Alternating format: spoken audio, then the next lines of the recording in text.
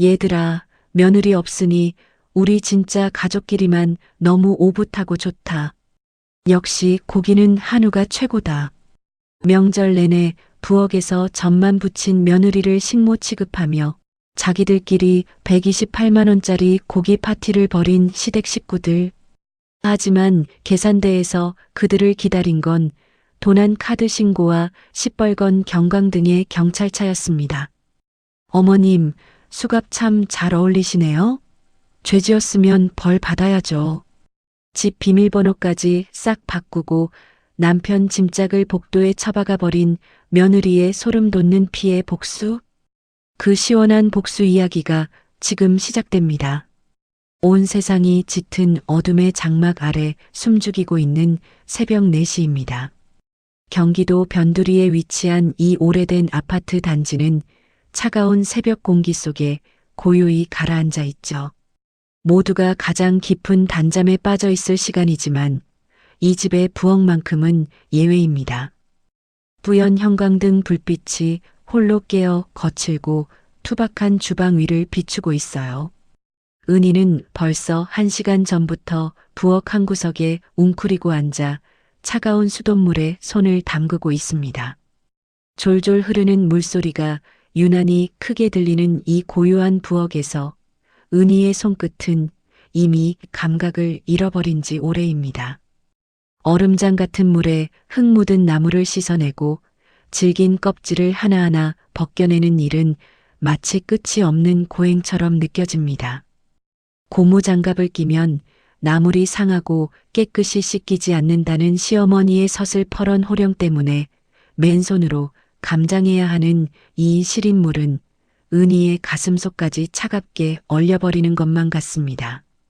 이제 겨우 결혼한 지 2년인데 내 인생이 왜 이렇게 된 걸까요? 은희는 나직하게 혼잣말을 내뱉어 봅니다. 불과 2년 전 세상에서 가장 아름다운 신부가 되어 남편의 손을 잡고 식장에 들어서던 나를 떠올려 봅니다. 그때만 해도 은희는 몰랐습니다. 명절이라는 단어가 누군가에게는 가족의 온기를 나누는 행복한 축제일지 몰라도 자신에게는 쇠사슬보다 무거운 노예의 낙인이 될 줄은 꿈에도 생각지 못했죠. 은희의 코끝에는 벌써부터 지독한 기름 냄새가 진동하는 것 같습니다. 아무리 씻고 또 씻어도 살결 깊숙이 박혀버린 그 냄새는 이제 은희라는 사람의 향기가 아니라 부엌대기의 상징이 되어버린 것 같아 서글픔이 밀려옵니다. 오전 8시가 넘어가자 집안에 활기가 돌기 시작합니다. 안방에서 들려오는 시어머니의 헛기침 소리와 뒤이어 들리는 시누이의 경쾌한 웃음소리는 은희가 있는 부엌에 가라앉은 공기와는 전혀 다른 세상의 소리처럼 들립니다. 은희는 이미 4시간째 쉬지 않고 전을 부치느라 허리 한번 제대로 펴지 못하고 있습니다. 동태전, 호박전, 꼬지전, 그리고 시아버지가 생전에 좋아하셨다는 해물파전까지 커다란 전기팬 위에서 지글거리는 기름 소리는 마치 은희의 속이 타들어가는 비명처럼 들리기도 합니다. 거실에서는 시어머니와 시누이가 TV를 보며 하하호 웃음꽃을 피우고 있습니다. 시누이는 본인이 직접 사온 비싼 수입 과일을 깎으며 시어머니 입에 넣어주기 바쁘죠.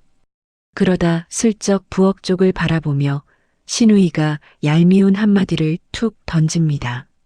엄마, 올케는 진짜 전 부치는 게 체질인가 봐. 결혼한 지 얼마 안 된 애가 어쩜 저렇게 인상 한 번 안 쓰고 기계처럼 잘 부쳐? 난 저 기름 냄새만 맡아도 머리가 아파서 근처에도 못 가겠는데 말이야. 올케는 정말 복덩이라니까? 그 말에 시어머니는 기다렸다는 듯 맞장구를 칩니다. 그러게 말이다. 우리 은희는 전생의 주모였나 봐. 손이 얼마나 야무진지 저 많은 걸 혼자 다 해내잖니. 야, 은희야. 거기 꼬지전 좀 봐라. 색깔이 너무 진하게 나온 것 같다. 불 조절 좀 신경 써서 하라니까 너 정신을 어디다 두고 일하니? 젊은 애가 벌써부터 깜빡깜빡하면 어쩌자는 거야. 은희는 뜨거운 기름 방울이 손등에 튀어 따끔거리는 고통 속에서도 소리 한 번 지르지 못합니다. 죄송해요, 어머니. 더 신경 쓸게요. 라고 대답하는 목소리는 이미 갈라지고 힘이 없습니다. 신우이는 우아하게 커피를 마시며 은희의 근처를 지나가다가 코를 찡긋거립니다. 옳게 기름 냄새 너무 심하다. 기름 너무 많이 넣는 거 아니야? 거실까지 냄새가 다 넘어오네. 내 옷에 냄새 배면 어떡해? 2년이라는 짧은 시간 동안 쌓인 모멸감이 가슴 밑바닥에서 뜨겁게 요동칩니다. 은희도 이름만 대면 아는 대기업에서 인정받는 대리이고 부모님의 귀한 외동딸입니다. 하지만 이 집에만 오면 은희는 이름이 사라진 무급 노동자가 됩니다. 신혼의 달콤함은 명절이라는 거대한 벽 앞에서 흔적도 없이 사라졌죠. 남편이라는 사람은 방 안에서 코를 골며 자다가 점심때가 되어서야 부스스한 얼굴로 나옵니다. 그러고는 부엌에서 땀 흘리는 아내의 어깨를 한번 다독여주기는커녕 아, 배고파. 밥 언제 돼? 전 부치느라 수고하네. 라는 영혼 없는 말로 은희의 기운을 쏙 빼놓기 일쑤였죠. 그렇게 정신없이 음식 더미에 파묻혀 있을 때 은희의 주머니 속에서 진동이 울립니다. 화면에 뜬 이름은 엄마. 은희의 가슴이 철렁 내려앉습니다.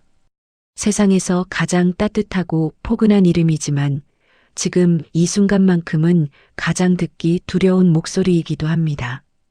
전화를 받는 순간 참아왔던 눈물이 본물 터지듯 터져버려 시어머니의 눈총을 받을까봐 겁이 났기 때문이죠.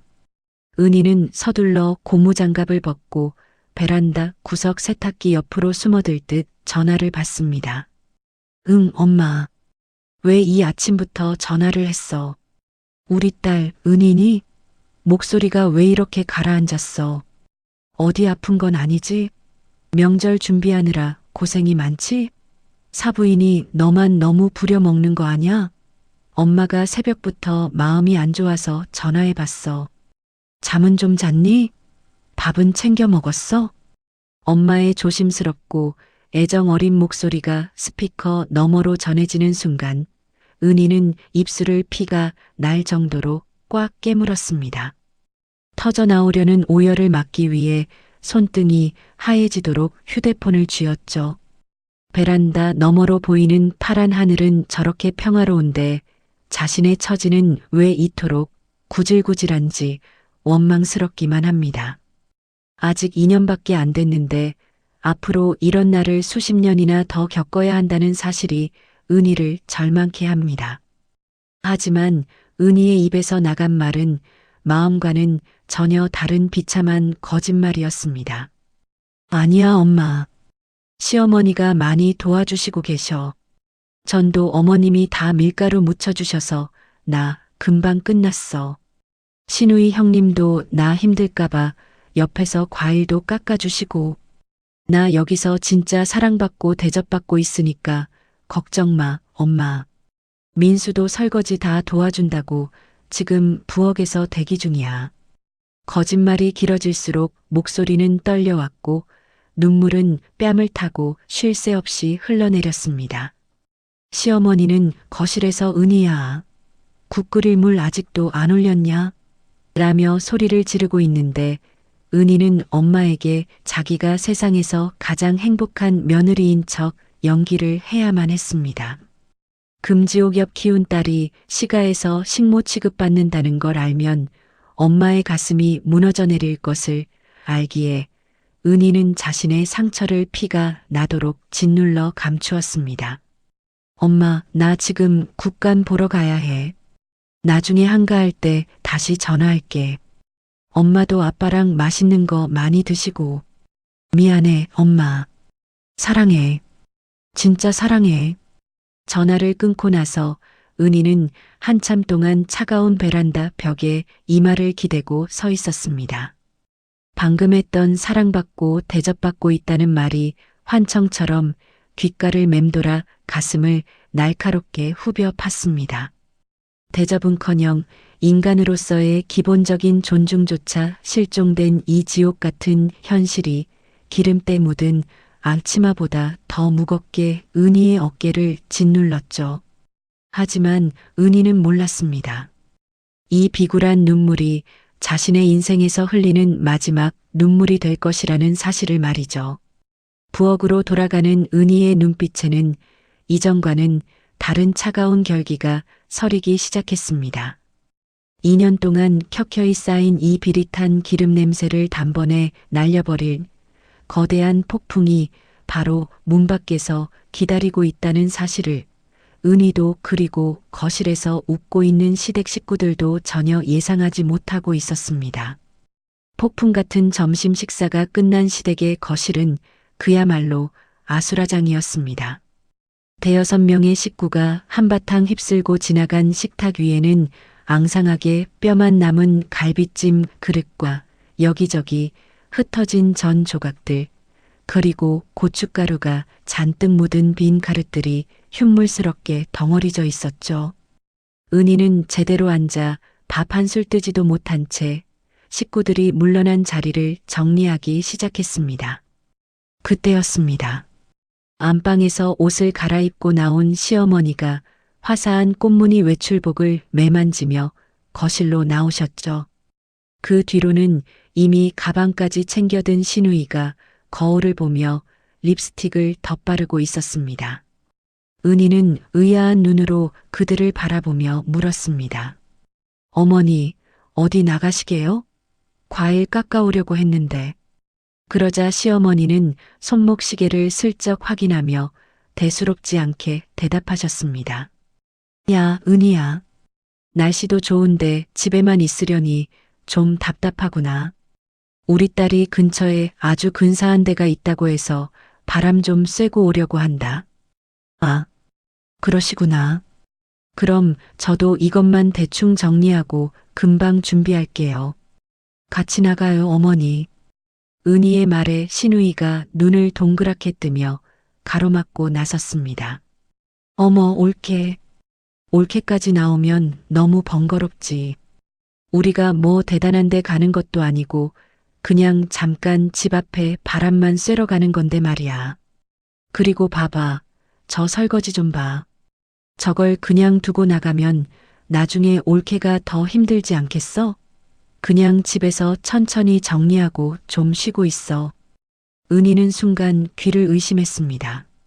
명절 내내 부엌 바닥에 붙어 앉아 전을 부친 건 자신인데 정작 바람을 쐬러 나가는 가족에는 은희가 포함되지 않았으니까요.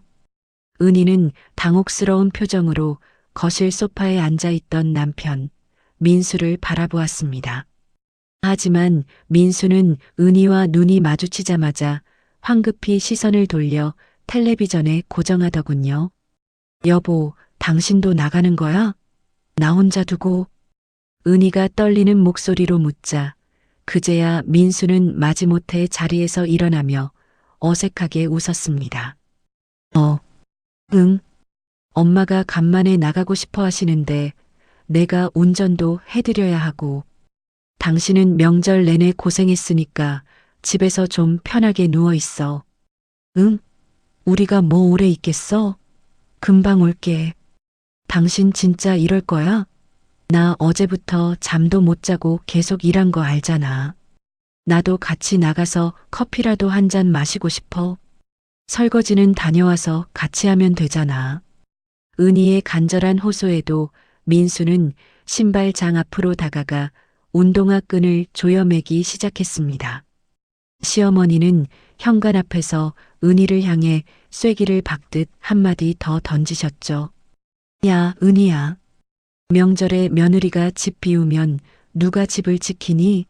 저기 남은 나물들이랑 전도 좀 소분해서 냉장고에 넣어두고 바닥에 기름기 있는 것도 좀 닦아놔라. 우리 딸이 예약해둔 데가 시간이 다 돼서 우린 가야겠다. 민수야, 뭐하니? 빨리 차 안 빼고. 아, 네, 가요. 은희야, 엄마 말 들었지?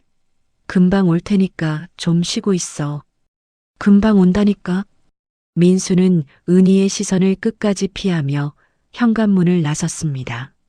신우이는 나가는 마당에도 올케, 우리끼리만 가서 미안해. 근데 올케는 집에서 쉬는 게 제일 편하잖아. 그치? 라며 생긋 웃음을 지어 보이고는 문을 닫아버렸습니다. 띠리릭 털컥. 도어록이 잠기는 소리가 유난히 크고 날카롭게 거실 안을 울렸습니다. 은희는 멍하니 현관문을 바라보며 서 있었죠. 불과 몇 초 전까지 시끌벅적했던 집안은 이제 소름 돋을 정도로 적막해졌습니다. 창밖으로는 식구들을 태운 차가 단지를 빠져나가는 소리가 멀리서 들려오는 것만 같았고요. 은희는 천천히 고개를 돌려 거실을 바라보았습니다. 식구들이 벗어 던진 양말 조각들, 텔레비전 앞에 널브러진 귤 껍질들, 그리고 주방 싱크대에 산처럼 쌓인 가루들까지 그 모든 풍경이 은희를 조롱하는 듯 했습니다. 은희는 비틀거리며 부엌으로 걸어갔습니다. 개수대에 가득 찬 기름진 그릇들 사이로 아까 닦지 못한 음식 찌꺼기 냄새가 훅 하고 올라왔습니다. 정말 나만 빼고 간 거야? 이 많은 설거지를 나 혼자 하라고 두고. 은희는 개수대 앞에 주저앉아 무릎을 끌어안았습니다. 2년이라는 짧은 결혼 생활 동안 은희는 단 한 번도 남편에게 혹은 시댁 식구들에게 이런 대접을 받아야 할 만큼 잘못한 적이 없었습니다. 오히려 미련할 정도로 착한 며느리가 되기 위해 노력했죠. 시어머니의 잔소리에는 웃음으로 답했고 신우이의 얄미운 참견도 네, 형님하며 넘겼습니다. 하지만 그 대가가 고작 이런 육이라니 가슴속 깊은 곳에서 뜨거운 불덩이가 치밀어 오르는 기분이었습니다. 은희는 수돗물을 틀었습니다. 콸콸 쏟아지는 찬물에 손을 갖다 대자 아까 나무를 씻을 때 느꼈던 그 시린 감각이 다시 살아났습니다. 그런데 이상하죠. 손끝은 차가운데 가슴은 터질 듯이 뜨거워졌습니다. 은희는 고무장갑도 끼지 않은 채 세제를 듬뿍 묻힌 수세미로 그릇을 박박 닦기 시작했습니다. 마치 그릇에 붙은 기름때가 아니라 자신의 비참한 처지를 닦아내려는 듯이 말입니다. 금방 온다고? 예약 시간이 다 됐다고? 은희는 신우이가 했던 말을 되새겨 보았습니다. 예약까지 했다면 그건 단순히 집 앞 카페를 가는 게 아니라는 뜻이었죠. 은희는 고개를 들어 벽시계를 보았습니다. 오후 2시. 명절날 이 시간에 예약을 하고 나갈 만한 곳이 어디일까? 은희의 머릿속에는 불길한 예감이 스쳐 지나갔습니다. 식구들은 은희를 집이나 지키는 존재로 여기고 있었습니다. 자신들은 우아하게 외식을 즐기고 은희는 그들이 어지럽혀 놓은 쓰레기를 치우는 파출부 정도로 생각하고 있었던 거죠. 은희의 손길이 점점 거칠어졌습니다. 그릇끼리 부딪히는 소리가 날카롭게 부엌을 채웠습니다. 내가 왜 여기서 이러고 있어야 해? 은희는 갑자기 동작을 멈췄습니다. 손에는 거품이 잔뜩 묻어 있었고 눈에서는 참았던 눈물이 뚝 하고 떨어져 거품 속으로 사라졌습니다. 10년 뒤에도 20년 뒤에도 명절마다 이 차가운 부엌대기 신세를 면치 못할 자신의 미래가 거울처럼 선명하게 보였으니까요. 은희는 천천히 허리를 폈습니다. 그리고 젖은 손을 앞치마에 대충 닦아낸 뒤 거실 소파에 놓여있던 자신의 휴대폰을 집어들었습니다. 은희의 눈빛이 전과는 다르게 서늘하게 가라앉아 있었습니다. 그저 서러워하며 설거지나 마칠 은희가 아니었죠. 은희는 이제 자신이 무엇을 해야 할지 똑똑히 알고 있었습니다. 적막한 집안에서 은희는 조용히 입을 열어 은조렸습니다. 어머님, 제가 집 잘 지키고 있으라고 하셨죠? 걱정 마세요. 아주 확실하게 지켜드릴 테니까. 시끌벅적했던 식구들이 썰물처럼 빠져나간 거실에는 차가운 정적만이 감돌고 있었습니다. 은희는 싱크대 구석에 서서 식어 빠진 밥을 찬물에 말아 넣었죠. 반찬이라곤 아까 전을 부치다 남은 눅눅한 꼬지 조각과 가장자리가 말라버린 나물 몇 가닥이 전부였습니다. 명절 내내 화구 앞에서 뜨거운 열기를 견디며 음식을 만들었건만 정작 그녀의 배를 채우는 건 누군가 먹다 남긴 쓰레기 같은 것들이었죠. 맛없어. 정말 아무 맛도 안 나네요. 은희는 꾸역꾸역 밥알을 넘기며 텅 빈 거실을 바라보았습니다. 그때 식탁 위에 두었던 휴대폰이 카톡하고 울렸습니다.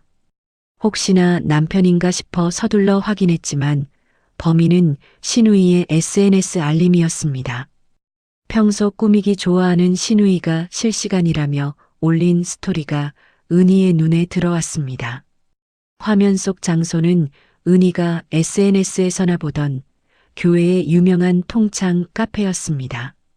강물이 내려다 보이는 창가 자리에 앉아 한 개에 10,000원이 훌쩍 넘는 조각 케이크와 화려한 음료들을 늘어놓고 있었죠. 시어머니는 손가락으로 V를 그리며 환하게 웃고 있었고 그 밑에는 이런 문구가 적혀 있었습니다. 명절 스트레스 날려버리기. 역시 우리 가족끼리 있을 때가 제일 편하고 행복해. 우리 가족끼리?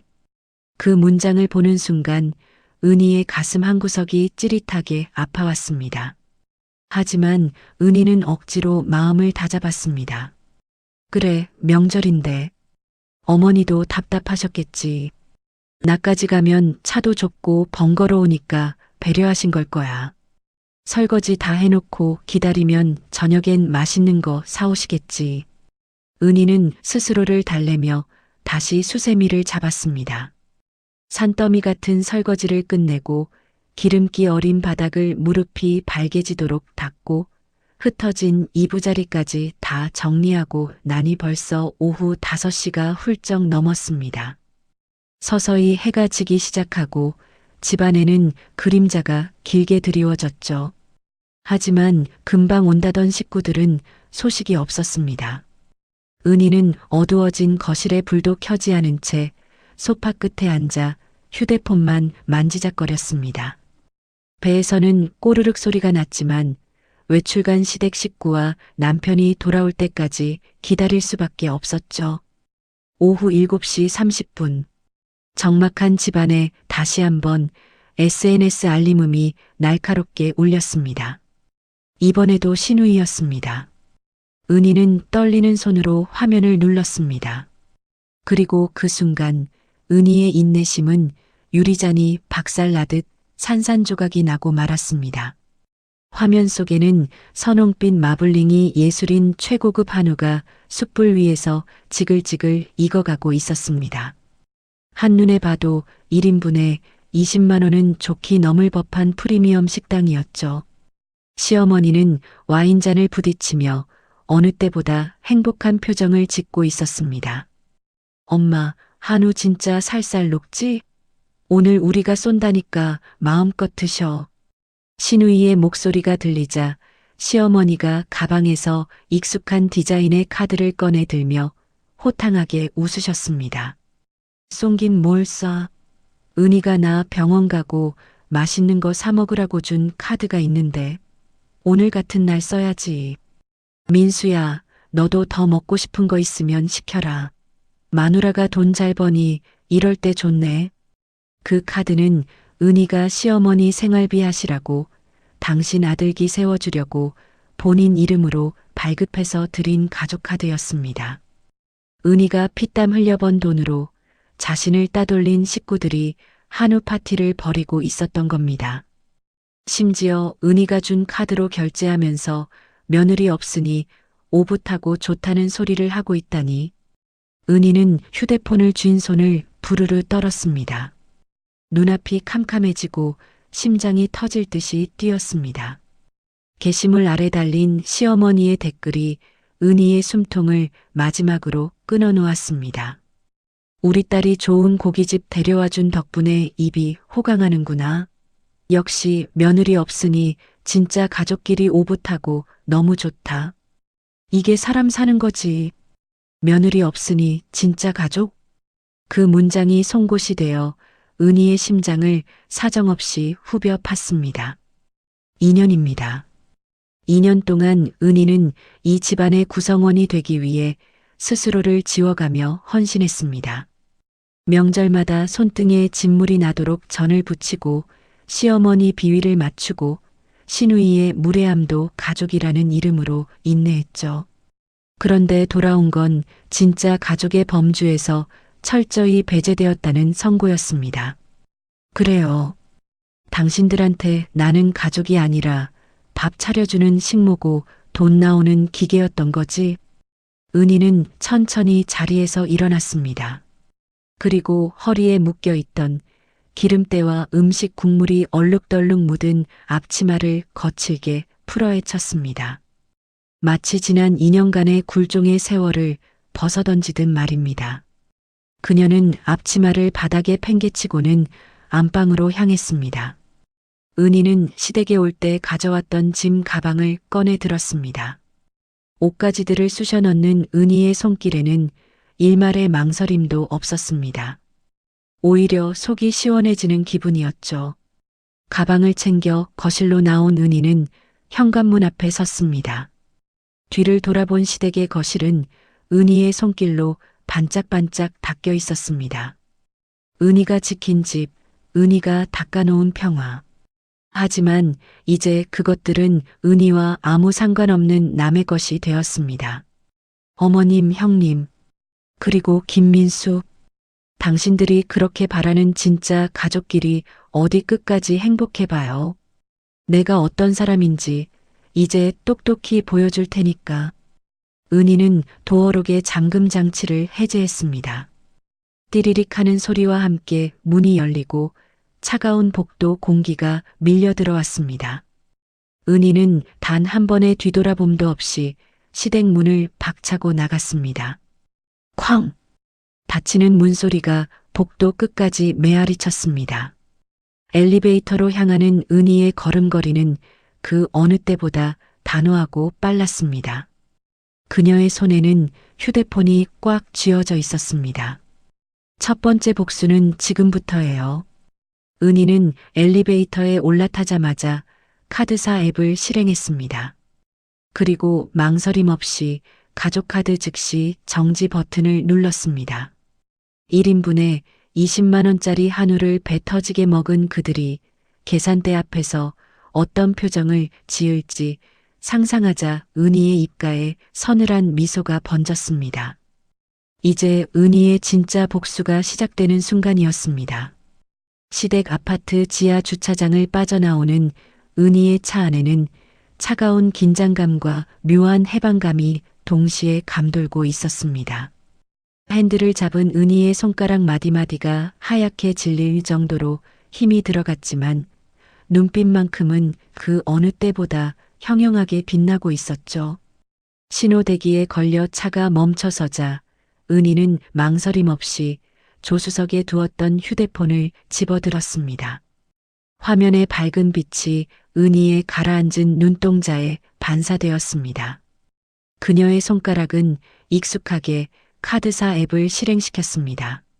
로그인 로딩이 돌아가는 그 짧은 몇 초가 마치 영겁의 시간처럼 느껴졌죠.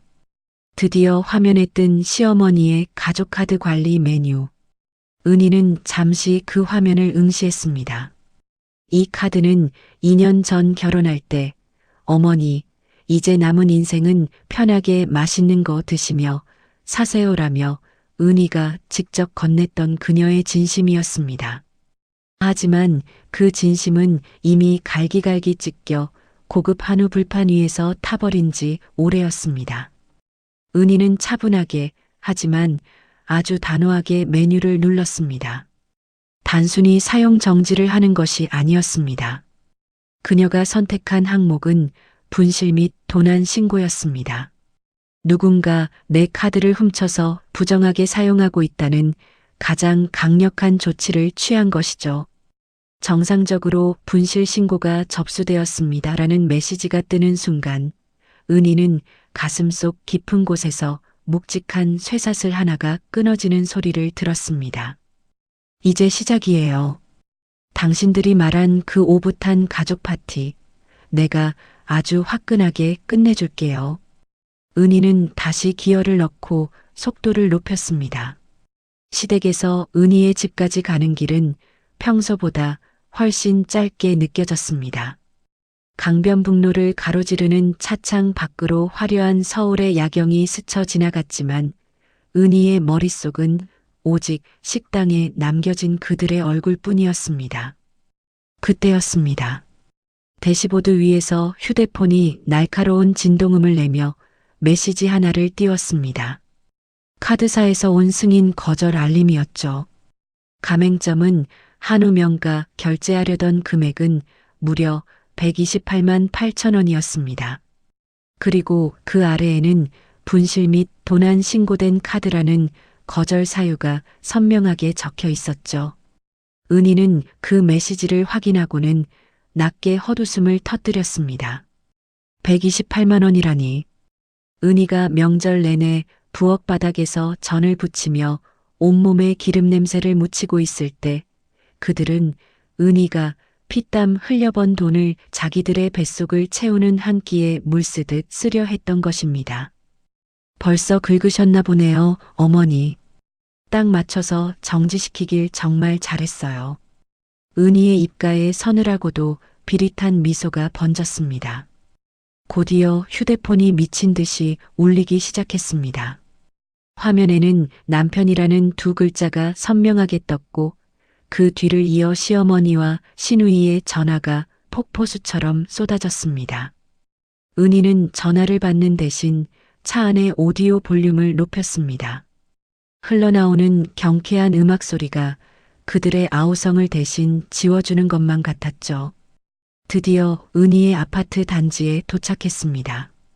이곳은 2년 전 결혼할 때 은희의 친정 부모님이 우리 딸 고생시키지 말라며 은희의 명의로 마련해준 소중한 집이었습니다.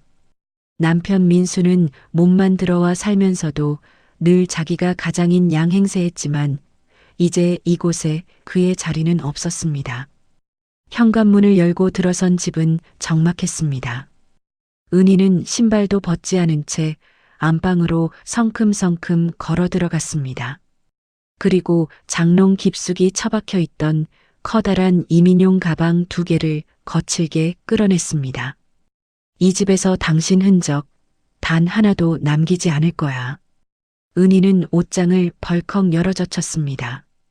민수가 아끼던 고가의 수트들, 브랜드 로고가 박힌 셔츠들, 은희가 매주 주말마다 정성껏 다려주었던 넥타이들이 눈에 들어왔습니다.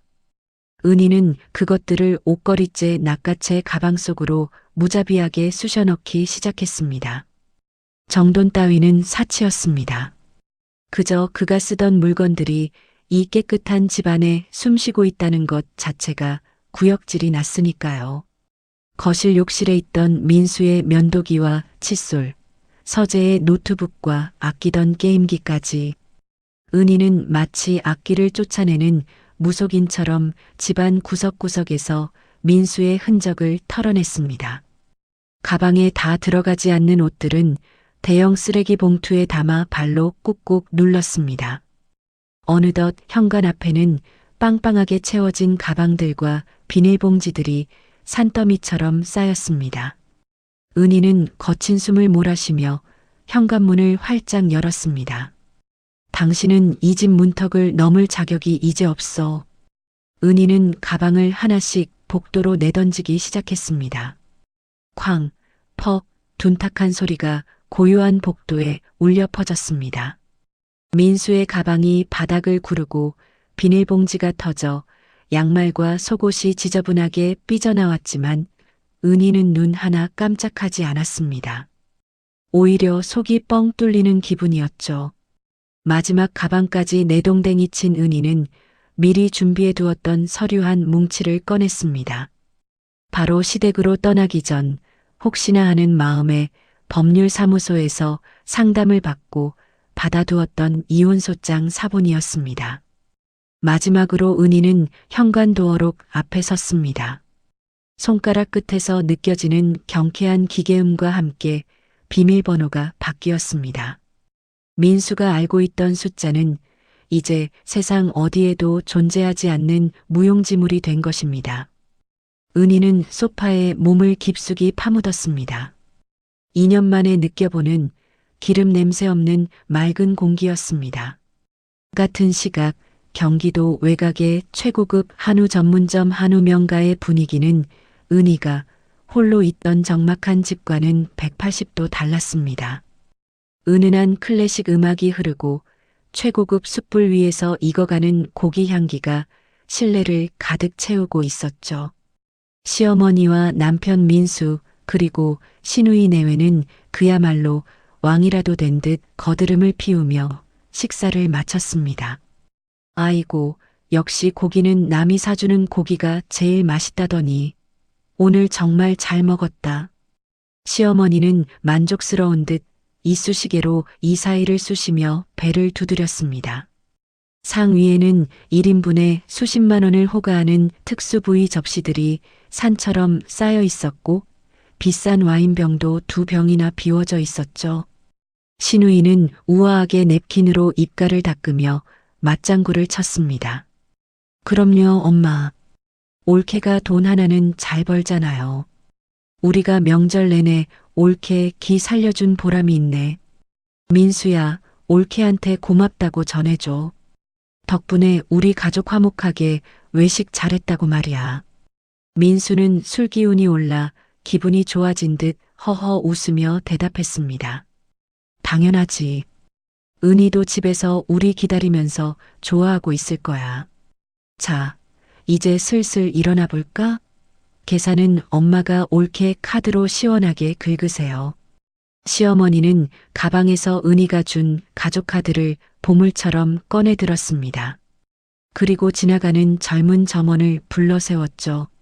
여기요. 계산 좀 해줘요. 우리가 오늘 아주 기분이 좋으니까 이 카드로 한 번에 긁어주면 되겠네. 점원은 정중하게 카드를 받아들고 카운터로 향했습니다. 시어머니는 식당 안에 다른 손님들이 들으라는 듯 큰 소리로 자랑을 늘어놓기 시작했습니다. 요즘 세상에 우리 며느리 같은 애가 없어요. 명절이라고 시어머니 맛있는 거 사 먹으라고 카드를 딱 내주는 거 있지. 역시 딸보다는 며느리라니까. 하지만 그 위세는 오래가지 못했습니다. 카운터에서 카드를 긁던 점원의 표정이 묘하게 일그러지더니 이내 곤혹스러운 얼굴로 식탁으로 다가왔기 때문이죠. 손님, 죄송합니다만 이 카드가 승인이 거절되었습니다. 시어머니는 귀를 의심하는 듯 눈을 동그랗게 떴습니다. 뭐라고요? 승인 거절? 그럴 리가 없는데 다시 한번 긁어봐요. 한도가 아주 넉넉한 카드라고. 그게 아니라 손님. 잔액 부족이나 한도 초과가 아니라 분실 및 도난 신고된 카드라고 뜹니다. 지금 바로 카드사에 확인을 해보셔야 할 것 같은데요. 순간 식탁 위의 공기가 얼어붙었습니다.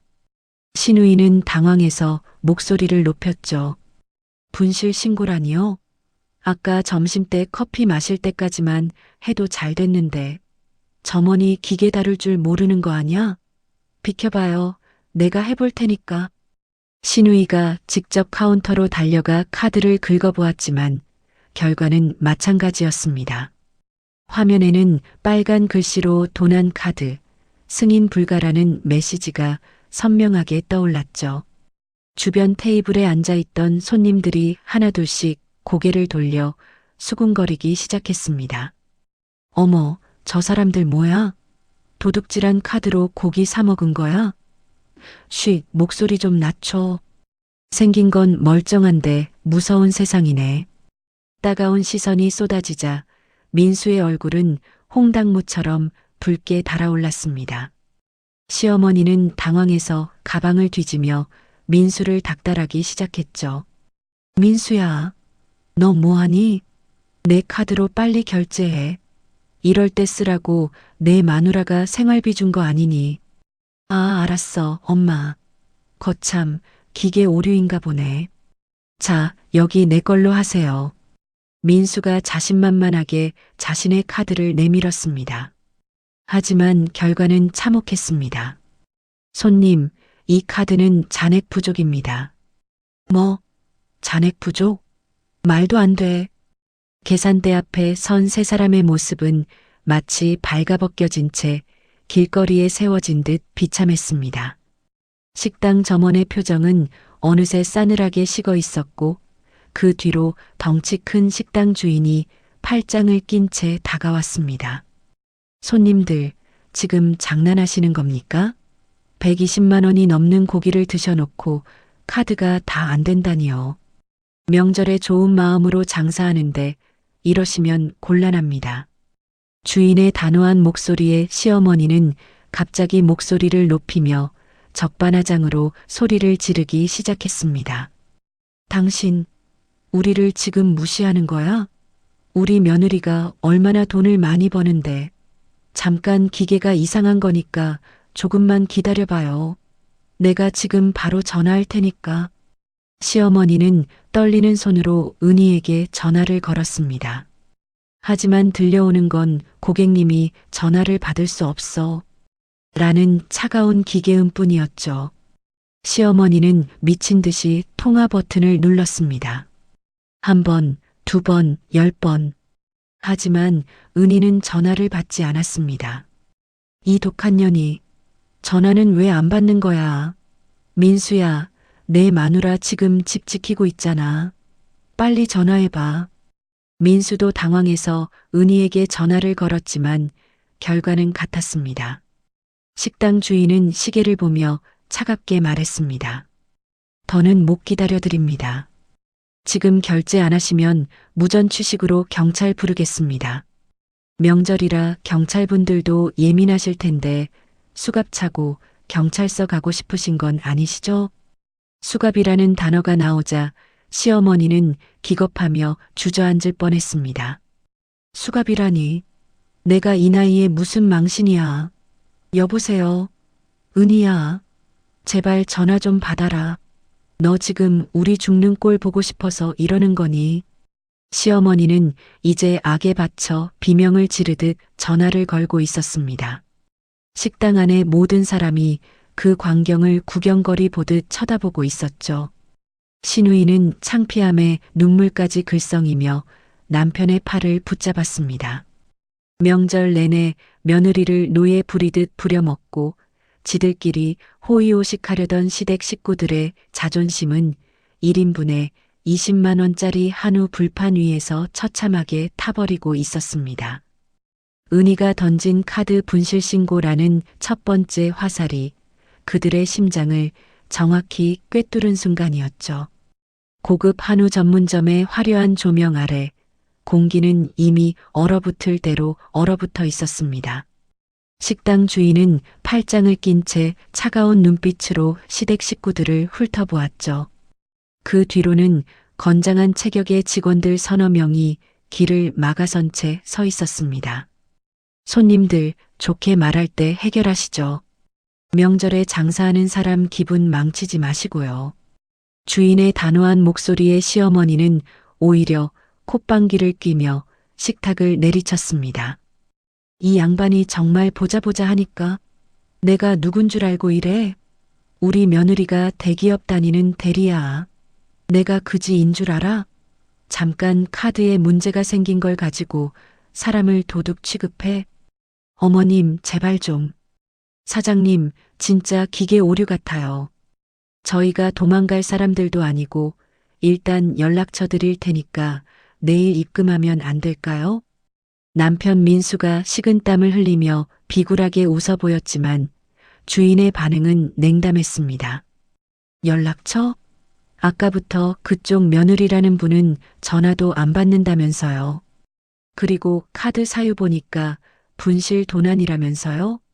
이건 기계 오류가 아니라 누군가 의도적으로 정지시킨 겁니다. 우리가 바보인 줄 아십니까? 신우이는 명품 가방으로 얼굴을 가린 채 옆에서 징징거리기 시작했습니다. 아, 짜증나. 민수야, 어떻게 된 거야? 네 마누라 왜 그러는 거냐고. 사장님, 저희가 돈이 없는 게 아니라 뭐가 좀 잘못된 것 같아요. 돈이 있으면 지금 내세요. 현금 없습니까? 계좌이체라도 하시라고요. 128만 원, 적은 돈 아닙니다. 지금 당장 결제 안 하시면 저도 법대로 하겠습니다. 주인이 휴대폰을 꺼내 112 번호를 누르려는 신용을 하자 시어머니는 자리를 박차고 일어나 주인의 앞길을 가로막았습니다. 쳐봐. 칠 테면 쳐보라고. 어디서 장사치 주제에 손님한테 협박이야? 내가 오늘 여기서 한 발자국도 안 나갈 테니까 경찰이든 뭐든 다 불러봐. 내가 이 식당 불친절하다고 인터넷에 다 올릴 줄 알아. 주인은 기가 차다는 듯 헛웃음을 터뜨리더니 망설임 없이 통화 버튼을 눌렀습니다. 네, 여기 한우 명가인데요. 무전 취식 손님들이 소란을 피워서 신고 좀 하려고요. 네, 4명입니다. 결제 거부하고 행패 부리고 있어요. 빨리 좀 와주세요. 이 양반이 진짜로 신고를 했네? 민수야, 너 뭐하고 있어? 내 마누라한테 당장 전화해서 이 상황 해결하라고 해. 경찰 오면 어쩔 거야. 민수는 사색이 되어 다시 은희에게 전화를 걸었습니다. 하지만 돌아오는 건 여전히 전화를 받을 수 없다는 차가운 안내 멘트뿐이었죠. 신우이는 이미 울음이 터졌습니다. 나 어떡해, 나 내일 친구들 모임 있는데 소문나면 어떡하냐고. 엄마 때문에 이게 뭐야. 잠시 후 식당 밖으로 붉고 파란 사이렌 불빛이 번쩍이며 다가왔습니다. 순찰차 2대가 식당 입구에 멈춰섰죠. 제복을 입은 경찰관 2명이 안으로 들어오자 식당 안의 다른 손님들은 기다렸다는 듯 휴대폰을 꺼내 들었습니다. 무슨 일입니까? 신고받고 왔습니다. 시어머니는 경찰을 보자마자 달려가 경찰관의 팔을 붙잡았습니다. 순경날이, 잘 왔어. 이 식당 주인이 우리를 도둑 취급하면서 가두고 있다니까? 우리 아들이 누군 줄 알고. 경찰관은 미간을 찌푸리며 시어머니의 손을 떼어냈습니다. 어르신, 일단 진정하시고요. 사장님, 어떻게 된 일입니까? 보시는 대로입니다. 한우 120만 원어치 드셔놓고 카드는 정지된 거 내밀고 현금도 없다면서 배째라는 식으로 나오고 있어요. 아드님이라는 분도 잔액 부족이라 결제가 안 되고요. 경찰관이 민수와 시댁 식구들을 번갈아 보며 물었습니다. 결제할 능력이 없으신 겁니까? 아니요, 그게 아니라 저희 와이프 카드인데 갑자기 정지가 돼서 본인 카드가 아니면 본인 카드로 결제하셔야죠. 금액이 큰데 방법이 없으시면 경찰서 가서 경위서 작성하셔야 합니다. 경찰의 단호한 태도에 시어머니는 다시 한번 악을 썼습니다. 아니, 내 아들이 돈을 번다니까. 내 며느리가 돈이 많다고. 지금 잠깐 연락이 안 되는 것뿐인데 왜 우리를 범죄자 취급해? 나 이래봬도 우스운 사람 아니야. 그때 식당 입구에는 구경꾼들이 구름처럼 몰려들었습니다. 명절 밤 고급 식당 앞에 경찰차가 깔리고 사람들이 실랑이를 벌이는 모습은 최고의 구경거리였죠. 여기저기서 플래시가 터졌습니다. 어머, 저 할머니 목소리 좀 봐. 대단하다. 유튜브에 올리면 대박 나겠는데? 무전 취식 현장이라고. 사람들의 수군거림과 촬영하는 모습에 신우이는 결국 바닥에 주저앉아 얼굴을 파묻었습니다. 민수 역시 고개를 푹 숙인 채 아무 말도 하지 못했죠. 하지만 시어머니는 상황 파악을 못하고 경찰에게 대들었습니다. 당장 저 사람들 휴대폰 빼서. 누굴 찍는 거야? 내가 누군 줄 알고. 어르신, 소란 피우시면 공무집행 방해까지 추가됩니다. 일단 사장님이 처벌 원하시니까 경찰서로 가시죠. 동행해 주셔야겠습니다. 경찰관이 시어머니의 팔꿈치를 잡고 밖으로 이끌었습니다. 시어머니는 이거나 내가 제 발로 갈 거야 라며 버텼지만 결국 수많은 사람의 시선과 카메라 플래시 세례를 받으며 식당 밖으로 끌려나갔습니다. 화려한 한우 전문점의 간판 아래서 시어머니의 뒷모습은 그 어느 때보다 초라하고 굴욕적이었습니다.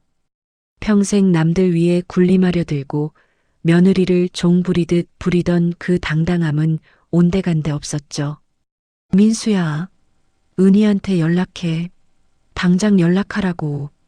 경찰차 뒷좌석에 올라타면서까지 비명을 지르는 시어머니의 목소리가 명절 밤하늘에 공허하게 울려 퍼졌습니다. 시어머니의 비명이 들리지 않는 고요한 방에서 은희는 이제야 진짜 명절이 시작된 것 같은 평온함을 느꼈습니다. 차가운 공기가 감도는 파출소 실내. 명절 밤의 파출소는 취객들의 고성과 서류 넘기는 소리, 그리고 원인 모를 긴장감으로 가득 차 있었습니다. 최고급 한우 전문점에서 우아하게 와인을 잔에 채우던 시어머니의 모습은 이제 흔적도 찾아볼 수 없었죠.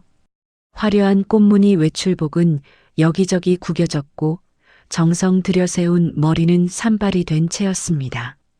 시어머니는 경찰서 한복판 나무 벤치에 앉아 부르르 떨리는 손으로 휴대폰을 쥐고 있었습니다. 옆에서는 시누이가 화장이 다 번진 얼굴로 엄마 나 어떡해? 나 내일 출근 어떻게 해? 라며 연신 훌쩍이고 있었고 남편 민수는 형사 앞에서 이게 다 오해입니다. 저희가 돈이 없는 게 아니라니까요. 라며 비굴하게 항변하고 있었죠. 하지만 형사의 대답은 냉정했습니다. 선생님, 오해고 뭐고 일단 결제가 안 됐잖아요. 식당 주인분은 처벌 원하시고 카드 사유는 도난으로 뜹니다. 이거 정식으로 조사 들어가면 복잡해져요. 도난이라는 단어가 시어머니의 귓가를 날카롭게 파고들었습니다. 그녀는 눈을 뒤집으며 다시 한번 은희의 번호를 눌렀습니다. 제발, 제발 받아라. 속으로 수백 번을 기도했을까요? 마침내 수십 번의 시도 끝에 신호음이 멈추고 저편에서 고요한 침묵이 흘러나왔습니다. 야, 김은희, 너 이 독한 년, 너 지금 어디야? 너 미쳤니? 당장 이 카드 정지 안 풀어? 시어머니는 주변 사람들의 시선도 아랑곳하지 않고 복도가 떠나가라 비명을 질렀습니다. 얼마나 크게 소리를 질렀는지 옆에 있던 경찰관이 눈살을 찌푸리며 어르신, 여기 공공장소입니다. 조용히 하세요. 라고 주의를 줄 정도였죠. 하지만 시어머니는 이미 눈에 뵈는 게 없었습니다. 너 지금 우리가 어디 있는 줄 알아? 여기 경찰서야. 경찰서라고. 저 식당 주인이 우리를 도둑으로 몰아서 경찰차 타고 끌려왔단 말이다. 어머님이 경찰서에 앉아 있는데 넌 집에서 잠이 오니? 은희의 반응은 예상외로 너무나 차분했습니다. 전화기 너머로 들려오는 은희의 목소리는 마치 호수처럼 고요했죠. 아, 경찰서에 가셨군요. 한우는 맛있게 드셨나 봐요? 뭐, 한우? 지금 그게 문제야? 야, 빨리 카드사에 전화해서 분실 신고 취소해. 나 지금 여기서 수갑 차게 생겼어. 경찰이 나를 무전취식범의 도둑이라고 한다고. 네가 사람이라면 당장 와서 결제하고 우리 좀 꺼내줘. 시어머니의 목소리는 이제 분노를 넘어 비명에 가까운 애원으로 변해가고 있었습니다. 하지만 은희의 대답은 얼음장처럼 차가웠습니다. 수갑요? 어머님, 수갑 잘 어울리실 것 같네요. 원래 죄를 지으면 벌을 받는 게 세상 이치잖아요. 뭐야? 너 지금 뭐라고 했어? 어머님, 제가 분명히 말씀드렸죠. 그 카드는 어머님 병원 가시고 급할 때 장 보시라고 드린 생활비 카드라고요. 그런데 명절 내내 일한 며느리 떼어놓고 자기들끼리 120만 원어치 한우를 먹는 게 생활인가요? 그건 도둑질이죠. 제가 허락하지 않은 곳에 제 카드를 쓰셨으니 저는 당연히 도난 신고를 한 것뿐이에요. 남의 카드로 배 터지게 드셨으니 조사는 정직하게 잘 받으세요. 이 망할년이. 내가 내 시험이야. 네가 어떻게 나한테 이럴 수 있어. 민수야. 인연 좀 봐라. 인연이 지금 나보고 감옥에 가란다. 시어머니가 길길이 날뛰며 휴대폰을 민수에게 넘기려 했지만 은희는 단호하게 말을 이었습니다. 민수 씨한테 전해주실래요? 이혼소장은 집 앞에 뒀으니까 경찰서에서 나오면 그거 들고 조용히 사라지라고요. 아, 그리고 어머님. 저 이제 더 이상 그 집구석 며느리 아니니까 야, 무슨 년 하지 마세요. 듣기 거북하네요. 뚝. 가차없이 전화가 끊겼습니다. 시어머니는 멍하니 휴대폰 화면을 바라보았습니다. 검게 꺼진 화면 위로 자신의 초라한 얼굴이 비쳤죠. 경찰서의 차가운 공기가 그녀의 뼈마디를 파고드는 것 같았습니다. 민수가 달려와 휴대폰을 뺏어들고 다시 전화를 걸어보았지만 연결될 리 없었죠. 그 시각 집에서는 은희가 아주 평온한 시간을 보내고 있었습니다.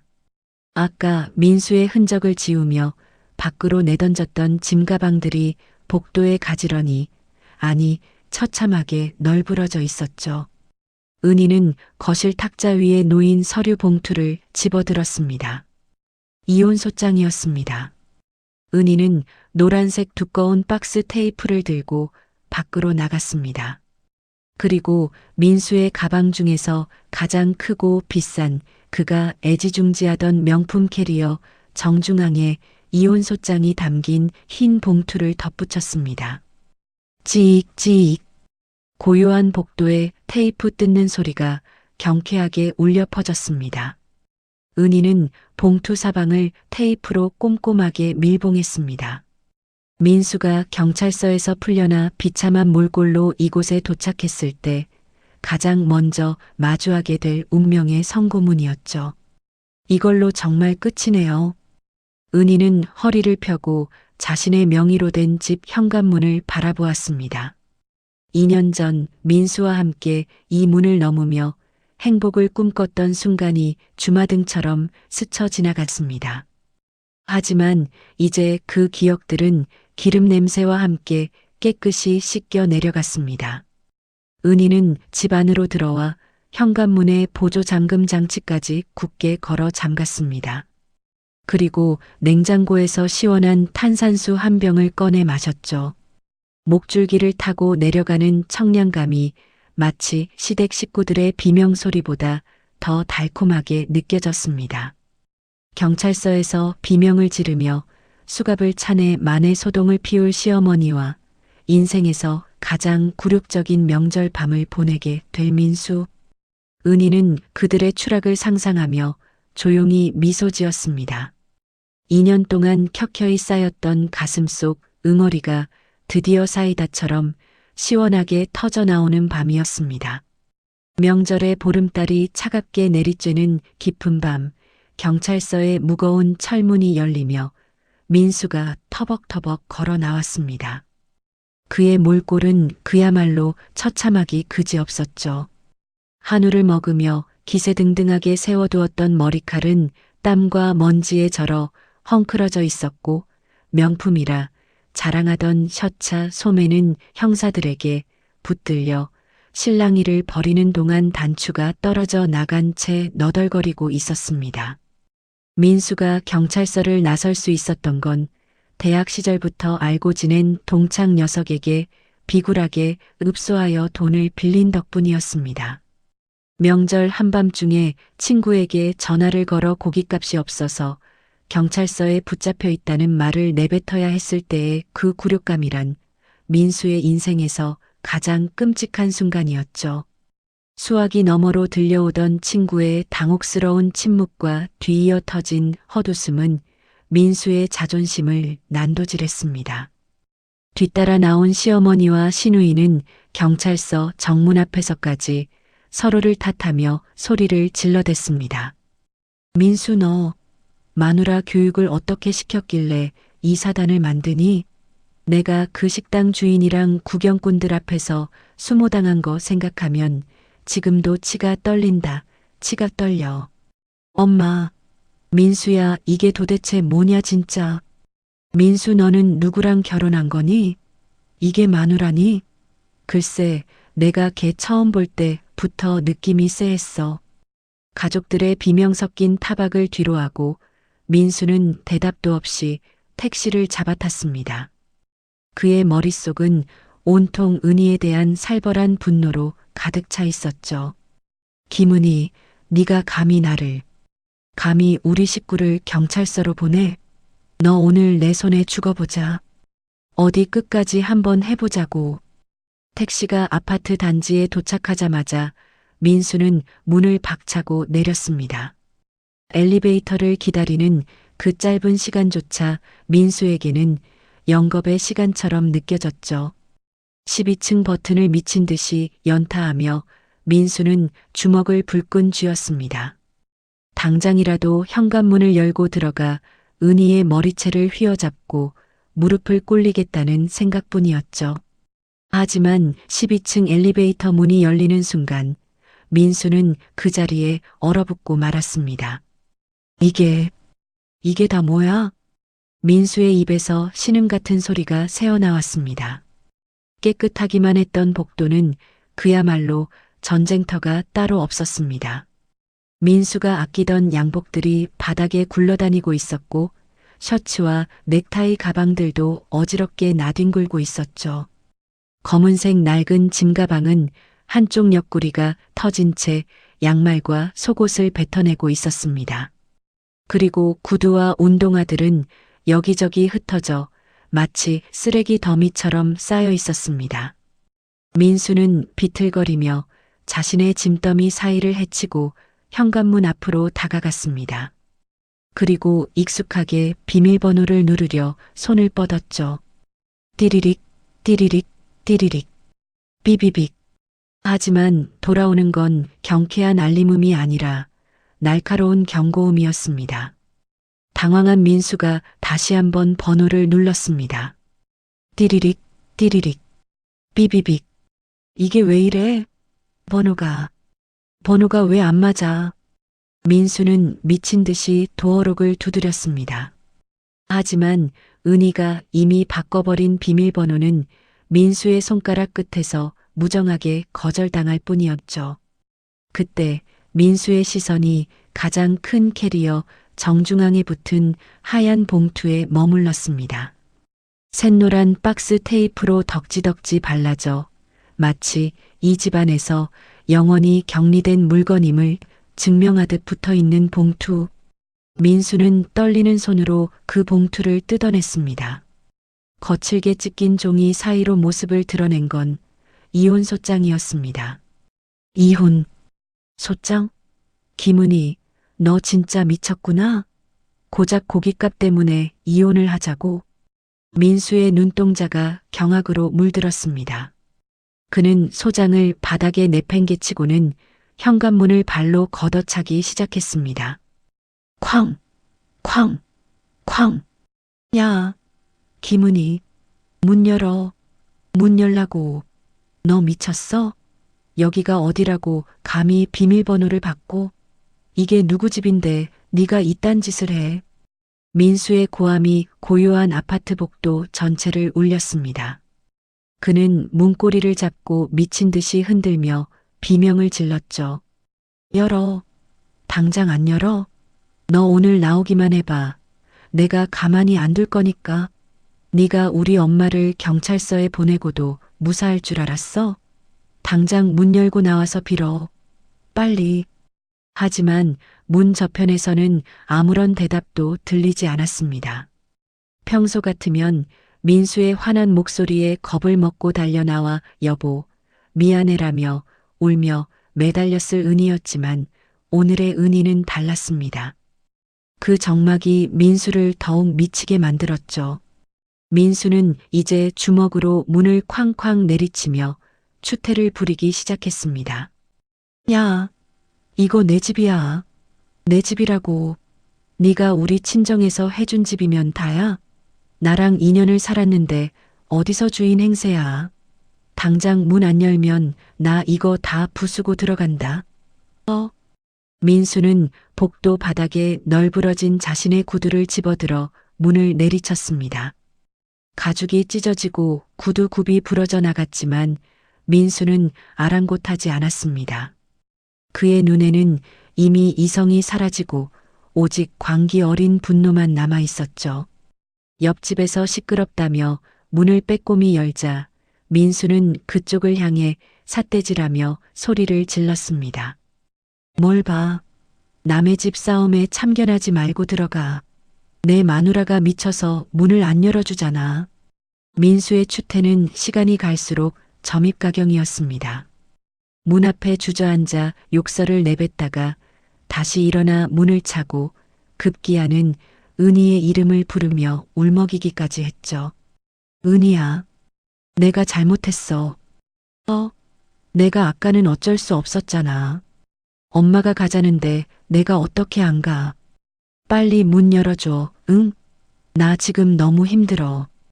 돈도 빌려서 겨우 갚고 왔단 말이야. 분노와 애걸, 협박과 눈물을 오가는 민수의 모습은 그야말로 나락으로 떨어진 인간의 민낯이었습니다. 2년 동안 은희를 자신의 소유물인 양부리고 명절마다 독박 노동을 시키면서도 당연하게 여겼던 대가가 이토록 쓰라린 배신으로 돌아올 줄은 꿈에도 몰랐던 것이죠. 문 안쪽에서 이 모든 소란을 조용히 듣고 있던 은희는 차가운 미소를 지었습니다. 인터폰 화면 속에서 발광하고 있는 민수의 모습은 더 이상 사랑했던 남편이 아니라 가련하고 추악한 한 마리 짐승처럼 보였거든요. 은희는 손에 쥐고 있던 휴대폰의 112 번호를 가만히 내려다보았습니다. 민수는 아직 몰랐습니다. 자신이 문을 차면 찰수록 은희가 준비한 이혼 사유는 더욱 완벽해지고 있다는 사실을요. 명절 밤에 고요를 깨는 민수의 비명은 이제 그의 비참한 몰락을 알리는 서막이 되었습니다. 복도를 가득 채우던 민수의 고함과 발길질 소리가 한참이나 이어졌습니다. 이미 이성을 잃은 민수의 목소리는 짐승의 울음소리처럼 변해 있었죠. 그때였습니다. 굳게 닫혀있던 철문이 아주 천천히 하지만 단호하게 열렸습니다. 민수는 문이 열리자마자 이게 진짜 라며 안으로 들이닥치려 했습니다. 하지만 팽팽하게 걸려있는 현관 보안 체인이 그의 앞길을 가로막았습니다. 한 뼘 정도 열린 문틈 사이로 차갑게 식은 은희의 눈동자가 민수를 응시하고 있었죠. 열어. 당장 안 열어? 네가 지금 뭐 하는 짓이야? 민수가 체인을 끊어낼 기세로 문을 흔들어댔지만 은희는 눈 하나 깜짝하지 않았습니다. 오히려 아주 차분한 손길로 종이 한 장을 문틈 사이로 내밀었죠. 민수의 눈앞에 나타난 건 오늘 낮에 은희가 미리 출력해둔 등기부등본 사본이었습니다. 이거 보이지? 당신이 술만 마시면 우리 집이라고 큰 소리치던 이 아파트 말이야. 여기 소유주 이름에 누구 이름이 적혀 있는지 똑똑히 봐. 민수는 씩씩거리며 종이를 낚아채듯 뺏어들었습니다. 가로등 불빛에 비친 서류에는 소유자 김은희라는 글자가 선명하게 박혀 있었습니다. 2년 전 은희의 부모님이 딸의 장례를 위해 마련해준 민수는 단 1원도 보태지 않은 은희만의 재산이었죠. 이 집, 우리 친정 부모님이 나 고생하지 말라고 해주신 내 집이야.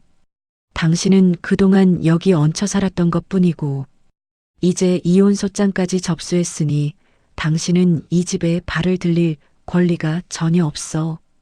그러니까 그 더러운 발 당장 치우고 여기서 나가. 뭐? 얹혀 살아? 너 지금 말이 너무 심한 거 아니야? 우리가 부부인데 어떻게 내 집을 따져. 나 경찰서에서 온갖 망신 다 당하고 온 사람이야. 당장 열어. 씻고 잠 좀 자게. 민수는 억지를 부리며 체인 사이로 손을 집어넣어 문을 열려고 시도했습니다. 은희의 어깨를 밀치며 강제로 집 안으로 진입하려 했죠. 그 순간 은희의 손에는 이미 112 번호가 눌린 휴대폰이 들려 있었습니다. 하지마. 여기서 한 걸음만 더 들어오면 바로 통화 버튼 누를 거야. 이미 아까 당신이 복도에서 소란 피운 거 인터폰으로 다 녹화되고 있었어. 당신 지금 행동, 법적으로 가정폭력이자 주거침입 시도에 해당한다는 거 몰라? 가정폭력? 너 진짜 작정했구나? 그래, 신고해. 경찰 불러봐. 경찰이 오면 누구 편을 들 것 같아? 마누라가 남편을 길바닥에 내쫓는데. 민수는 기세등등하게 소리를 질렀지만 은희는 망설임 없이 통화 버튼을 눌렀습니다. 네, 경찰이죠? 여기 이혼하려고 하는 남편이 집 문을 부수고 들어오려고 합니다. 지금 폭언을 퍼부으면서 제 어깨를 밀치고 위협하고 있어요. 너무 무서워서 집 밖으로 나갈 수가 없습니다.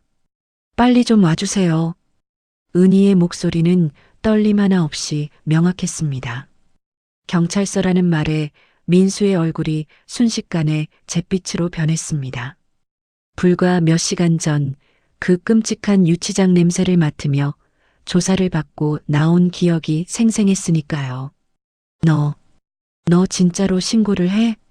민수가 당황해서 손을 떼는 사이 은희는 가차없이 문을 닫고 다시 걸어 잠갔습니다. 그리고 10분도 채 지나지 않아 엘리베이터 문이 열리며 경찰관 2명이 복도로 나타났습니다. 공교롭게도 아까 식당 소동 때 출동했던 그 파출소 대원들이었죠. 아니, 선생님? 또 뵙네요? 이번엔 또 무슨 일입니까? 경찰관의 목소리에는 황당함이 가득 섞여 있었습니다. 민수는 사색이 되어 손을 저었습니다. 아니, 경찰관님. 그게 아니라요. 제 마누라가 미쳐서 비밀번호를 바꾸고 제 짐을 다 복도에 버려서. 은희는 문을 열지 않은 채 인터폰 스피커를 통해 경찰관에게 말했습니다. 경찰관님, 제가 아까 신고한 사람입니다.